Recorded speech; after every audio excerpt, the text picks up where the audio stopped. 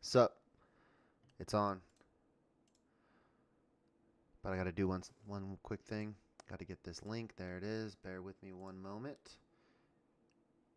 I need to get this link. Maybe. Get shareable link. There it is. Boom. Send it to myself. Boom. Sup, y'all? Welcome to episode 4 of Code Unlocked. This is the quarterfinals prediction show that I kind of just like thought of to do on a whim. I was like, yeah, quarterfinals workouts. Actually, the floor plan, not the workouts, got released today, and I thought it'd be fun to guess, do some predictions, do my thoughts as to why I think these. So I wrote them out, and I'm sending myself the link so I have it here. So just a moment, but episode. Sorry, I know silence sucks, but that's the show, I guess. All right, there it is. So quarterfinals floor plans got released today, and I have screenshots here. So if you're watching live on YouTube, you get the pleasure of seeing them and going over them with me, which is fun. Let me share my screen here with you guys. We're gonna go boom. Okay, I don't know why this is all messed up, but we're gonna. It's a one-man show, man. A one-man team, and it's I need a moderator. Everything. All right, screenshots. Yeah, okay, there we go. That's why we can do this. Boom. So here is the floor plan for quarterfinals test 1. There's only 4 tests this year too. There's not 5. There's been 5 the last couple years. But so these are just the floor plans, right? So we don't know time domains. We don't know movements. We just know what things are going to be here, or we're going to be. I'm going to zoom in. What are going to be in the workout? So we need wall space. Looks like we need a line for handstand push-ups or wall walks. We need rings. We need a barbell, and we need floor space, 25 feet. So I have my notes here. Sorry, I need to do this a little bit better here. How can I do this better without losing my logo? Man, I'm struggling. I'm struggling here. I'm gonna move this over here. There we go. This will be better. Move this over here. It doesn't match, but we're gonna bring this down here, and here's my notes. So, workout 1. Let's zoom this back like so. Boom. Workout 1. There. That looks fairly nice. So I put 4 time, and I'll go over my thought process. I'll read it first. But 30 toes to ring, 25-foot back rack walking lunge, 155 for the guys, 105 for the ladies. 15 wall-facing handstand push-ups, 20 toes to ring, 25-foot front rack walking lunge, same weight, 20 wall-facing handstand push-ups, 10 toes to ring, 25-foot overhead walking lunge, same weight, 25 wall-facing handstand push-ups with a 15-minute time cap. So actually, like, I don't know, maybe I'm biased, but anytime I write workouts like this, I'm like, dude, these would be fucking sick workouts. And they'd be hard, and I feel like they fit, but that might just be like, everybody has their own bias, programmer bias, whatever it may be. So thought process here. Let's go up here for a sec. So I took time domains from 2022. So 2022 quarterfinals, workout 1, 15 minutes, dumbbell lunge, handstand push-ups. Those are just the movements there. Workout 2, another 15 minutes. Workout 3, 25 minutes. Workout 4, 30 minutes. And then workout 5, 7 minutes. So I kind of factored those in here. I was like, what are the time domains that the quarterfinals seem to have? Adrian Bosman likes to program within these. And I was like, let's try to keep it close. But then, I mean, shit, with the Open this year, you kind of honestly, you could throw all this shit out the window from last year and you could go off of nothing. They can be completely not even close to this. So, but let's go off what we know, what we have. Seems to be the best way. So, toes to ring. Well, we already did ring muscle ups in 23.1. So I was like, well, we're not going to do ring muscle ups again. I don't think we are anyway. What else can you do rings with, or what else can you use rings for? Toes to rings. We've never done toes to rings. I feel like it'd be another new movement to throw in. They've done them at the CrossFit Games a handful of times, and I think it would be a move that would like kind of throw everybody off. Definitely people have not been practicing toes rings, right? That's not like a programmed movement. It's not something that pops up. So challenging and new. So 30 toes to rings. That's my thought process there. Okay. I guess they could be like ring pull-ups. They could be ring muscle-ups again, but I think that'd be bad. So I feel like this is like it has to be. Oh, actually, now thinking about it, it could be like burpees to rings too, I guess. Burpee to rings. But we did burpees already, but doesn't mean we won't do them again. And I actually have burpee box jumpers down here. So toes to rings, my thought process, 30 reps, boom. Then you go into 25-foot back rack walking lunges at 155, 105. I almost wanted to put this at 185, 135, but I was like, seems kind of heavy, especially when you get to the overhead here. And they did 185, I think, at the CrossFit Games for a similar style lunges, back rack to front rack to overhead. So that's kind of where I got that. I was like, I feel like 185, 135 is a little bit too heavy for quarterfinals, at least at this stage, or at least in workout one. I don't know. So 155, 105. And then we're doing wall facing handstand push-ups. I think this might be kind of a stretch. But at the same time, I'm like, maybe not, because we're using a wall again. We're using the tape line. We've already done straight handstand push-ups. We've already done wall walks. I guess we could go into kipping, but I feel like Adrian is trying to get everybody into a better solid position for like the with the standard here with the tape line here for better stacked position against the wall with your shoulders. Shout out to like the Savon podcast and J.R. Howell and Hiller and all that, because I kind of picked that up from those guys. I didn't think of that myself, but and I think it makes sense, right? Boz wants you to get into a better solid position. So what better way to do that than implement a tape line that is a standard for handstand push-ups? He does wall-facing handstand push-ups in the games, and this is a way to get a better position to do wall-facing handstand push-ups or to be in a better position. So I don't know, 15 wall-facing handstand push-ups. I think that'd be fucking sick if they threw something in like that. You finish those, then you go down reps on the toes to rings, back to the rings, 20 toes to rings, 25-foot front rack walking lunge. So we take it from the back, like, quote unquote, the easier part. I guess not even quote unquote, just the easier option there. We go to the front rack, 25 feet again, and then we're upping the reps here, 20 wall facing handstand push-ups. So we go up by 5. Go back to the rings one more time. Reps go down to 10, 25-foot overhead walking lunge. So now we're taking it to the overhead. And then we're increasing the reps of the wall-facing hand push-ups one more time by another 5, up to 25 wall-facing handstand push-ups with a 15-minute time cap.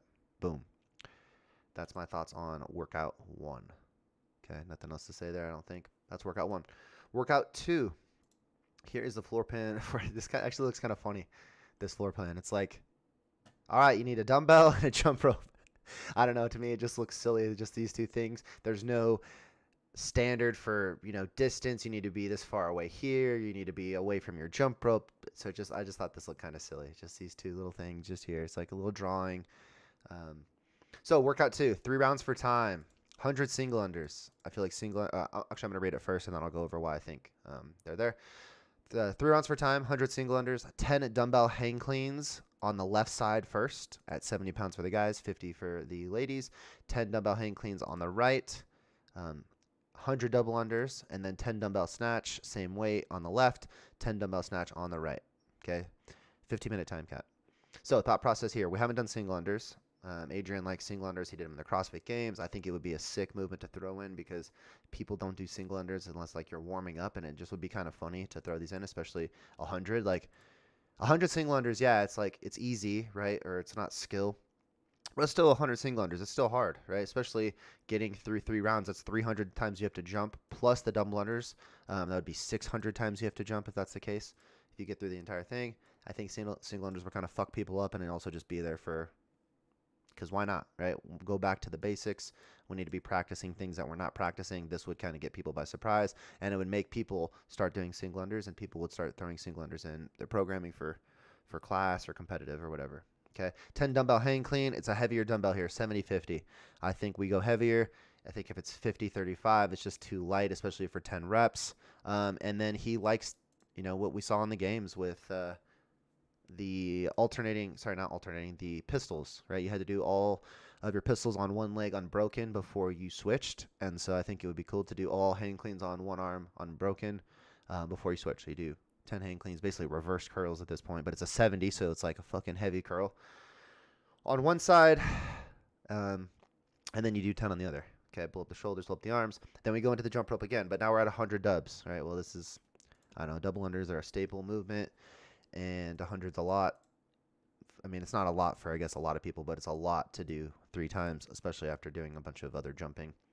That'd be 600 total jumps if you finish this workout. Okay. Finish 100 double unders, and you go back to the dumbbell, and we're going to progress it to a dumbbell snatch. So keep it 10 reps, and keep it on the same arm, or a single arm. So you do 10 dumbbell snatches on the left again, unbroken, and then you do 10 on the right, and then you go back to the top. 3 rounds for time, another 15-minute cap. 15 to 20-minute time domain seems to be like the common theme for quarterfinals. So it's like, I mean, at 2022, 15, 15, 25, and 30, and then a 7. Okay, keep in mind we only have 4 tests, right?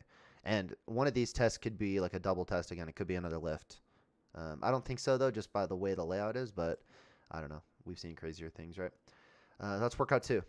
Okay, workout 3. So the floor plan, we have a barbell, we have some tape lines, and we have a box. So, and the tape lines are just there for 5 feet distances, so it's not like anything. But we can kind of use the tape line to our advantage a little bit, not only because of distance, but also because I feel like burpees are going to be here. So workout 3 is 10 down to 1 overhead squats at 185, 135, and burpee box jump overs with a 10-minute cap. So this kind of goes with the theme that they've been doing the last 2 quarterfinals with the barbell and the box. It's like a 7-minute cap. I think the last 2 times. Last year was 30, 20, 10 cal row, burpee box jump over, and 10 snatches at 185, 135. And I think the year before that was something like, I guess I can just pull it up, 3 rounds for time or something with a tall box and burpee box jump overs and snatches. Yeah, here it is, 963 snatch, burpee box jump over with a 30-inch, and they use that for guys and girls. So sticking with the theme there with the barbell being heavy, but I think overhead squat instead of snatch. I don't know, why not? I haven't done overhead squats yet, and this would be a heavy overhead squat for most people, but people could do it. And if you can't snatch it, right, let's say you know, I don't know, Adrian's trying to be more inclusive for the open and quarterfinals in general. You can't snatch 185, 135. Well, you clean it, fucking put it on your back rack, or behind the neck jerk it, and then you can still maybe overhead squat it for a couple reps. 10 down to 1, burpee box jump over. I didn't put the height here, but I don't think it's going to be, I'll put it right now. I think it's just 24-20. I don't think it'd be 30, just because this is a lot of reps. This is 55 overhead squats and 55 burpee box jump overs in 10 minutes if you get through it. That's workout 3. And then finally, workout 4. All we have for the floor plan is a rower and a GHD. Rower GHD. Okay, so workout 4 is, and there's no tape, going back to the standards, there's no tape lines, there's no distance, you don't need floor space, just that is it, and apparently you can have these as close to them as you want to each other. Not like it matters, but. Workout 4 time. So we see a theme here, so everything's 4 time or 10 down to 1. There's no AMRAPs or anything like that. But 4 time, 10 cal row, 10 GHD sit-ups, 10 alternating pistols, 20 cal row, 20 sit-ups, 20 alternating pistols, 30 cal row, 30 GHD sit-ups, 30 alternating pistols, 40 cal row, 40 GHD sit-ups, 40 alternating pistols, 50 cal row, 50 GHD sit-ups, 50 alternating pistols, 20-minute cap. So this is our longest time domain here. And I think it kind of goes with the time domains from last year, right?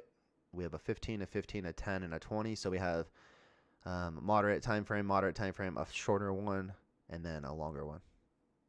Whereas, you know, 2022 had a moderate, longer, and then a really long. But this 30-minute is kind of an anomaly just because it was a max bench, max clean, max overhead squat. So you did have the 30 minutes, but it wasn't like you're, you know, working for 30 minutes. You hit your max bench, change bars or change weights, things like that.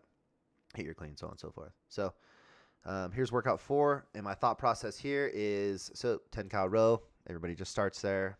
You know, it's like you're buying 10 GHD sit-ups, same thing as the row, and then 10 pistols. Obviously, this workout just progressively gets harder, and the volume gets up, increasing. And if you can handle the volume, then you keep chugging along. If you can't handle the volume, you get stuck at somewhere, probably in the round of 30 to 40, right? Because this is 150 total calories, 150 total GHDs, and 150 total pistols, right? 50, 90, 120, yeah, 150. So, which isn't crazy volume. The last last year, 2022, they did 90 GHD setups, 90 pistols.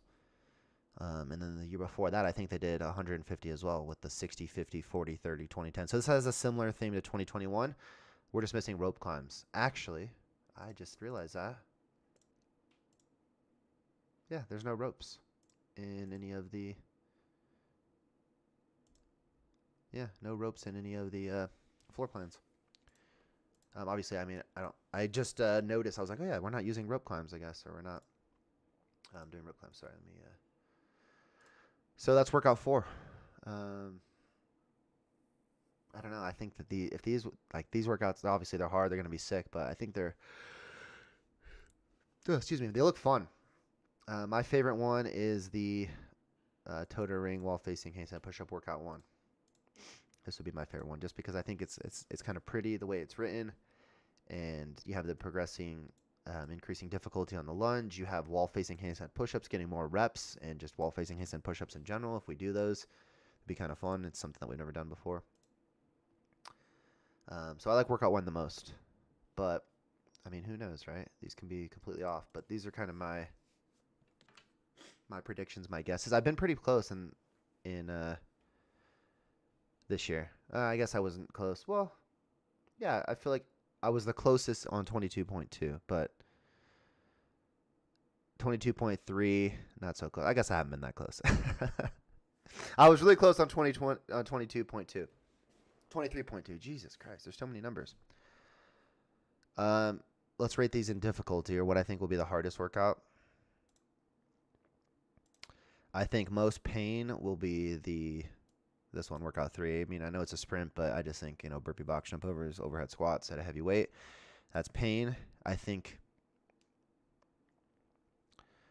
hardest workout, though, is workout 4 right here. This is just like capacity work, and it's just challenging. And it's like, it's movements that you can just keep chugging along at, but if you're fucking smoked, like, you don't keep moving, right? If you have the capacity for it, you're just going to power through, take your GHD slower, take your pistol slower, row slower. But like dead stop, if you can't handle the volume of the pistol capacity mixed in with the GHD, right? You're doing a pistol hip flexor, you're doing a GHD hip flexor. You get stuck here and your GHDs turn into just sludge. And then you can't pistol very well because of the GHD. And then you can't row. I feel like this is just like, this is pain. This is like slow death if you can't handle it. But I think all the workouts are doable by everybody. Not that they need to be, but I think everybody can play at least for a little bit, which I think is a big part in what Adrian believes. Like from what we saw with the Open, everybody can play. Yeah, quarterfinals I think are supposed to be harder. I think they're supposed to be like, separations, of course. But this is what we got, right? We can't. I mean, this might be the new direction of the Open and quarterfinals. So what are we supposed to do, right? We just got to roll with it, and that's kind of how it goes. I mean. And I think I think that's a good point to bring up. I think we need to just accept the fact that the Open might be changed and quarterfinals might be changed. And this is kind of the way things are going, right? It's like people bitch and moan and complain about, was 2023 a good test for the Open? And there's tons of strong evidence saying it's not. I don't think it was. I agree. But it's like, I don't know. Are we going to be able to change it? Maybe. I guess it doesn't hurt to try. But maybe at the same time, do we just... accept that this is how it is, right? Everyone's going to complain. You can't please everybody. People complained last year because there wasn't a lift, I think, right? Yeah, there was no lift last year. And then people complained this year because the lift was a thruster. And it's like, well, anybody can do a thruster and you can sandbag the first part to get a good thruster. There's just always fucking complaints, right? That's kind of my point here. And I'm not saying they're wrong, not saying they're right. I agree with not being a good Open this year, but maybe that's where we are. That's kind of what we need to accept. That's the punches that we got to roll with, or the changes. So, yeah, I don't know. I think these will be fun. I'll be doing these. These are as written. That'd be sick if I even got, dude. It'd be so cool if Bosman or Castro, like if he, when Castro was still programming, when he did his hints, like if he had a thing where you send your prediction, and if you're super close or if you're exact or something, like he shouts you out, or like he sends you a shirt or something. I don't know. That'd be kind of fun. just to give people the opportunity to have some fun because everyone's trying to predict it anyway, right? So like see what people's ideas are and be like, holy shit, that guy got it like very close. Like I gotta say hey to him or whatever it is. Send him a shirt. Just shout him out like, oh, and this week's person who guessed my workout correctly or guessed open workout X was this person. Like it would just be kind of cool. And then you see that person and they wrote it correctly. I don't know how you would monitor it. I guess they would have to have like a date on it or they'd have to go through the comments and look, 2 days ago when it was announced or whatever. But that'd be kind of fun. And so if one of these was close to it or the actual workout, that'd be cool. But yeah, I'll be doing these. Thursday, I guess we'll know for sure, right? Thursday morning or Thursday afternoon. I was thinking about it. Or I was talking to people about the quarterfinals, and like unless you're like someone in my position who you're a CrossFit coach, you're at the gym all day, you are a big competitor, you're trying to go to the semifinals, you're on a team, you have a fairly open job, you work from home, I don't know, whatever it is, like doing quarterfinals workouts are so fucked for normal people, right? So you have 5 workouts in the span of 4 days. You have Thursday, Friday, Saturday, Sunday to complete 5 workouts. But not only that, like that's not that bad, right? You just, that's a workout a day, and you double up on one of the days if that was the case. But it's not, right? You have to have the first 2 workouts, 1 and 2, submitted by Friday at 12. They come out at Thursday at 12, so you have a 24-hour window. And then you have until Saturday at 12 to complete workout 3 and 4. And then you have, actually, I guess there's only 5 workouts now. But, and then you, actually, does the email say anything about how many workouts are and when the scores need to be submitted? Let me see. Test 5 scores due. So email here, I have an email from quarterfinals. So all tests released Thursday, March 16th. You have test 1, like I said, test 1 and 2 scores due Friday at 12, test 3 and 4 Saturday at 12, but then it says test 5 scores due Sunday at 12. I wonder if that is just throwing in here. I don't think so. I feel like there's a 5th workout then, and I don't mean that they're like hiding the floor plan. I think that means there's something else in here. What could it be? Sweet, we can like guess a 5th workout now for fun. So we're going to do this live. Workout 5 or test 5. I think it's going to be a lift of some sort. Or, I don't know, is it? Okay, well, there's nothing here, GHD or rower. It's going to be in test 3. Maybe test 2. Or, sorry, test 1. Dude, what if it was another gymnast, like a sick gymnastic? Like,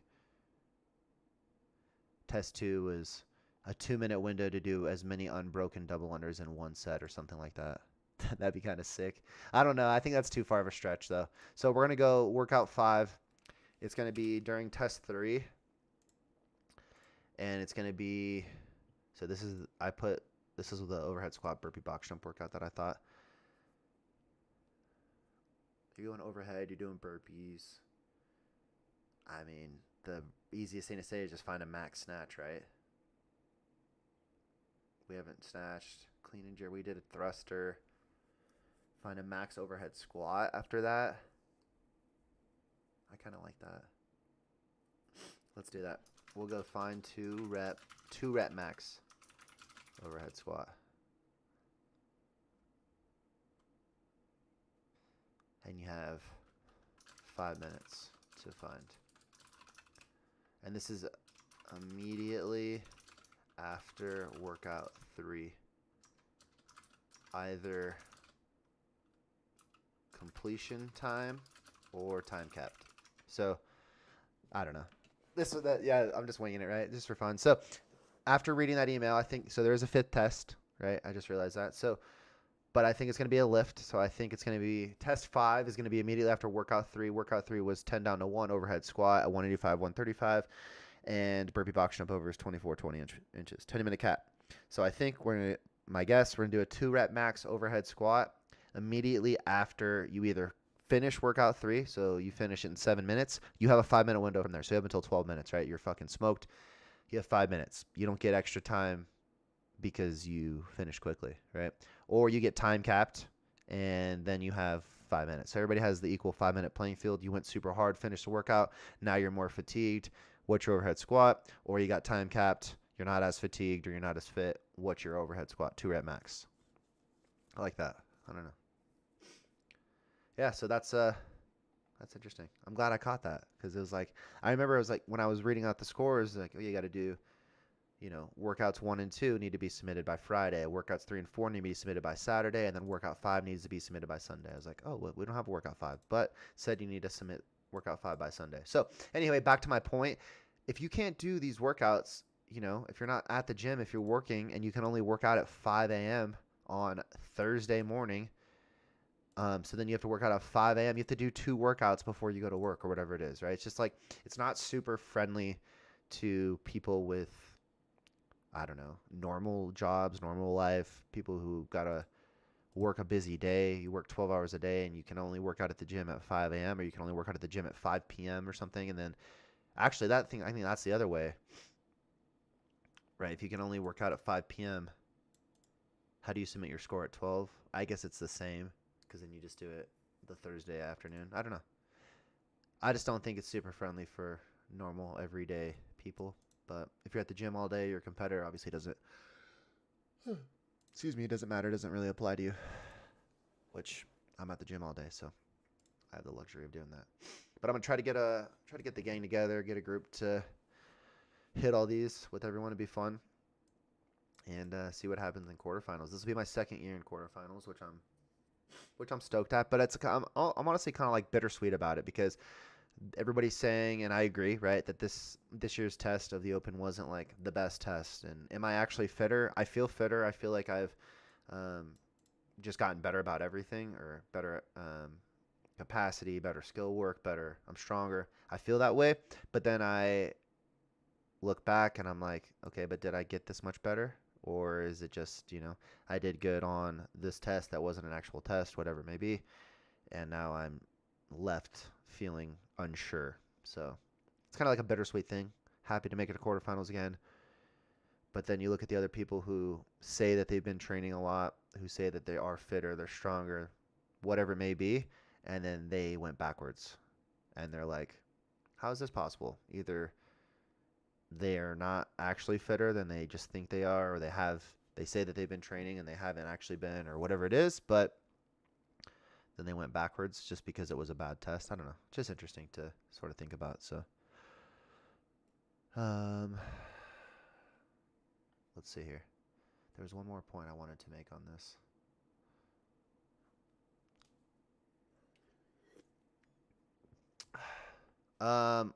Yeah, actually, I don't know. I think that might be kind of it. So we got a shorter one today, guys. But thanks for listening. That's my quarterfinal predictions. What are you guys' thoughts on my workouts? If you have any predictions, write them out. Send them to me on Instagram at CrossFit Code. Speaking of, my name's way over here.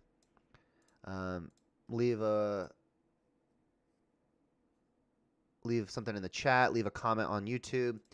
I'm just curious, like, what you guys think of these predictions, or if you think they suck, if you think they're stupid, if you have better ones, or you're like, it's just kind of fun to write these out. So it'd be cool to hear from you guys what you guys think of these, and if you think they look fun, or if you think they look fucked up, which could still be fun at the same point. But that's my quarterfinals prediction show. This was kind of just like on a whim. I was like, fuck, this is a good idea to just kind of talk about these workouts.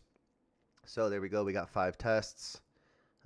Workout 1, 2, 3, 4, and then test 5 being a max directly after workout 3. But that's the show. Thanks for hanging with me, guys. Thanks for listening. I appreciate you. We got a shorter one tonight, but I'll be back.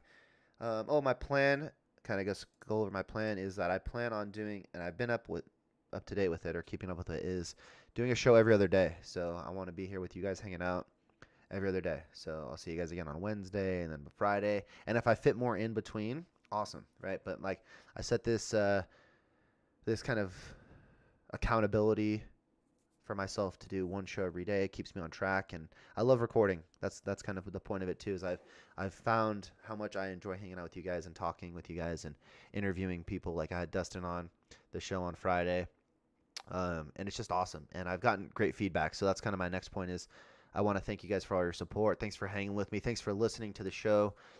Please share the show too, right? If you get value from this and you enjoyed what I had to say. I made you laugh.